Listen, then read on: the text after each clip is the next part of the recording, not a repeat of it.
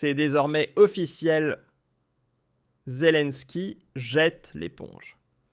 Hier, il a annoncé que l'Ukraine renonçait définitivement à son adhésion à l'OTAN. En échange, les Américains ont mis sur la table une offre des plus surprenantes. Regardons ensemble ce tournant fracassant. C'est parti.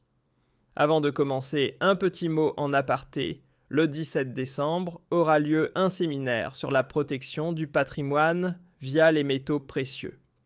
Parmi les intervenants, on retrouvera notamment Ernst Wolf, Peter Boehringer et bien d'autres. Le séminaire est entièrement gratuit pour vous et je vous mets le lien juste en dessous de la vidéo. N'hésitez pas à y jeter un œil, ça en vaut clairement la peine. Voilà pour l'annonce, passons maintenant au sujet du jour. Vous connaissez sûrement le dicton « Petit à petit, l'écureuil fait son nid ».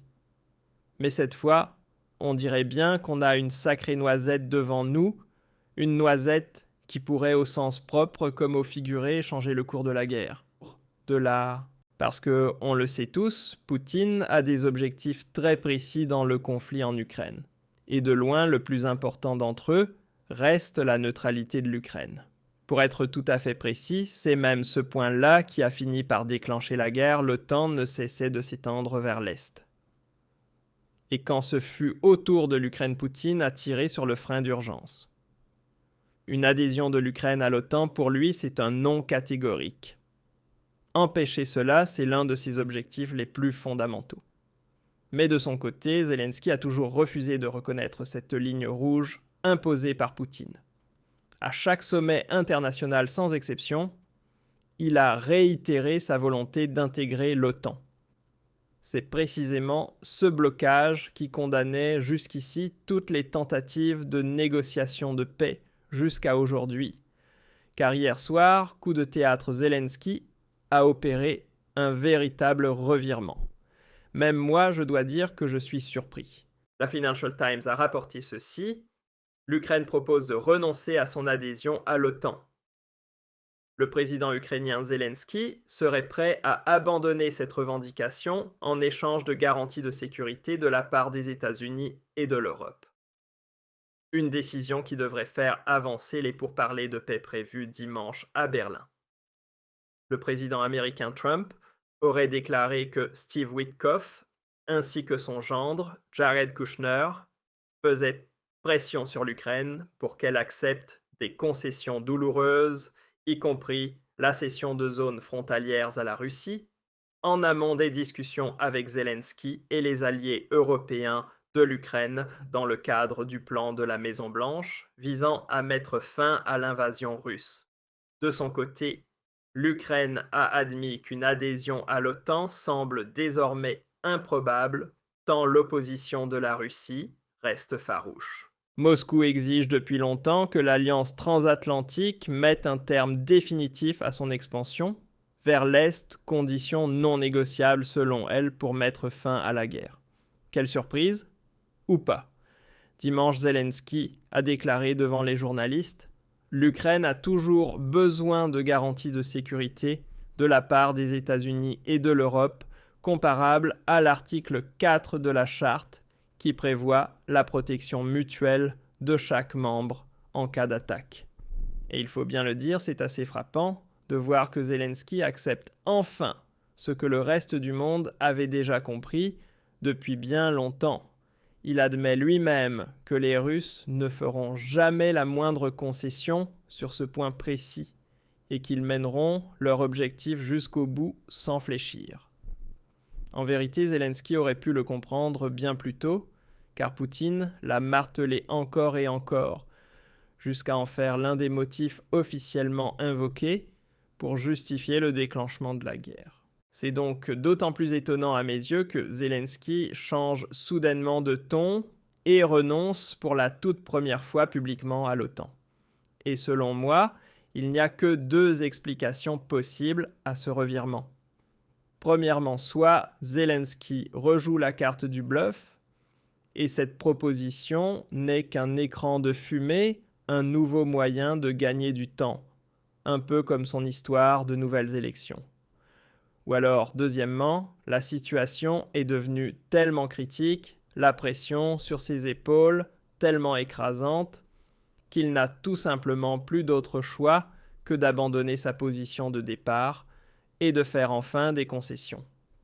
Il faut dire aussi que les Américains viennent apparemment de sortir une carte inattendue.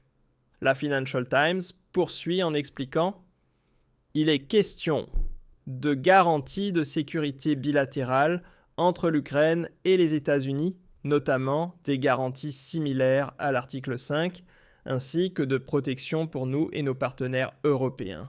D'autres pays comme le Canada, le Japon et d'autres encore », a déclaré Zelensky dans un chat WhatsApp avec des journalistes. Et rien que ça, c'est déjà un compromis de sa part. Zelensky a précisé que l'Ukraine n'avait pour l'instant reçu aucune réponse de Washington concernant les propositions révisées envoyées depuis Kiev en début de semaine après consultation avec plusieurs dirigeants européens. Il a reconnu que ce plan ne serait certainement pas facile à faire accepter. Cela dit, selon lui, différentes versions de ce plan contiennent déjà un bon nombre de compromis. De son côté, la Russie a fait savoir qu'elle rejetterait très probablement toutes les propositions venant de l'Ukraine et de l'Europe, ce qui jette un sérieux doute sur les chances de succès du plan proposé par Trump pour mettre fin à cette guerre qui dure depuis 4 ans. Yuri Utchakov, le conseiller diplomatique de Poutine, a déclaré que toutes les suggestions ukrainiennes ou européennes étaient probablement non constructives. Il a ajouté que la Russie s'opposerait fermement à toute initiative adoptée sous influence asiatique. Ce n'est pas comme si quoi que ce soit de bon pouvait en sortir, a-t-il ironisé dans un commentaire diffusé dimanche à la télévision d'État. Et en effet, jusqu'à présent, les Européens n'ont fait que n'importe quoi. Leurs propositions étaient si absurdes qu'on aurait à peine pu s'en servir comme papier toilette. Ils ont toujours exigé des choses complètement irréalistes dont on savait pertinemment que Poutine ne les accepterait jamais. Résultat, on pouvait être sûr que la guerre allait continuer, comme si c'était dans l'intérêt même de l'Europe qu'elle ne s'arrête surtout pas. C'est justement pour ça que je pense que cette fois, les Européens n'ont rien à voir avec la proposition actuelle. À mon avis, si Zelensky accepte de renoncer à l'OTAN, c'est uniquement parce que les Américains, en contrepartie, lui ont offert des garanties de sécurité bilatérales calquées sur l'article 5. Et cela signifierait donc que ce sont uniquement les Américains qui soutiendraient l'Ukraine à l'avenir et non pas l'ensemble de l'OTAN. Et ça, c'est une différence énorme. En clair, si les États-Unis venaient à trahir l'Ukraine et à l'abandonner en cas de conflit réel, ils ne mettraient pas pour autant toute l'OTAN dans l'embarras. Ils pourraient se défiler seuls sans entraîner le reste de l'alliance dans leur sillage. Comme diraient les anglo-saxons, the Americans would have less skin in the game. Et franchement, ce ne serait pas la première fois qu'un accord serait rompu dans l'histoire. D'autant plus que ces garanties bilatérales sont très probablement de simples engagements défensifs, qui ne s'appliquerait pas si jamais c'était l'Ukraine elle-même qui déclenchait un nouveau conflit. Après tout, selon la version de Poutine, la guerre actuelle en Ukraine aurait commencé parce que Kiev aurait envoyé ses troupes dans le Donbass pour écraser les soulèvements. Donc pour moi, tout ça reste une immense zone grise, mais bon, passons. Quoi qu'il en soit, Zelensky vient officiellement de renoncer à l'OTAN.